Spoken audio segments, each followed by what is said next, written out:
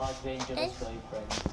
Uy. Umpisa nga naman natin kay number 3. Para siya. Ano naman gusto mo? Yung nasa bahay lang o yung talagang lumalabas? Maraming ganap. Maraming adventure. Adventure. Ako po, as a person na maraming ganap.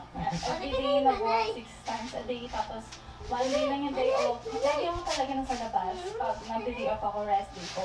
So, okay lang mag-stay at home. Pero sana naman, wag yung maging productive din. Like, sa Sunday po, minsan nagpo-call or nagbo-boxing po ako or kung ano pong productive na pwede gawin. Kasi for your health din naman yun. Kasi pag sa games ka lang, and iba naman din kasi pag addict na sa games or ano, since sa kanya, sa kabuhayan niya yun, okay lang yun. Pero sometimes, kailangan mo rin mag-relax and lumabas din. Ganun. So, adventurous ang pinipili mo.